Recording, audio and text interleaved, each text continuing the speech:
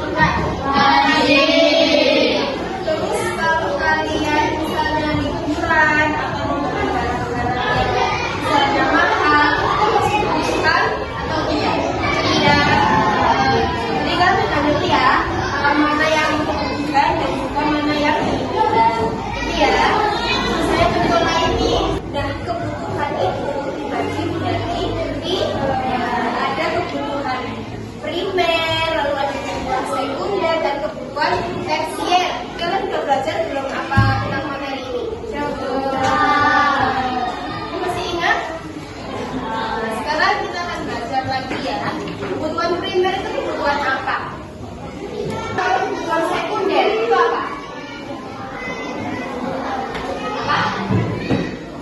Kebutuhan sekunder itu adalah kebutuhan dari kebutuhan primer. Jadi dari di atasnya kebutuhan primer itu ada kebutuhan sekunder. Nah, kalau sekunder ini boleh ada, boleh tidak. Namun ada itu lebih baik, namun tidak seperti dari kebutuhan primer. Lalu di atasnya kebutuhan sekunder ada kebutuhan apa? Nah, sekarang kita akan baca tentang kebutuhan primer terlebih dahulu. Nah, tadi kan kebutuhan primer itu adalah kebutuhan yang sangat dibutuhkan atau yang paling utama. Nah, yang paling utama itu ada 3 dari primer, yaitu sandang, pangan, papan. Coba kalian ulangi, apa kebutuhan primer? Pangan, papan. Nah, yang utama adalah sandang. Sandang itu apa sih? Pakaian. Kenapa pakaian itu penting?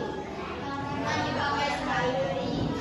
Karena kalau kita tidak pakaian kan nggak boleh ya. Jadi pakaian itu nomor 1. Jadi kita wajib memakai pakaian. Pakan-pakan itu apa? Kenapa kita membutuhkan makanan atau kenapa makanan itu termasuk ke dalam kebutuhan primer? Kalian sekolah gini kan harus makan ya. Tadi udah sarapan apa belum?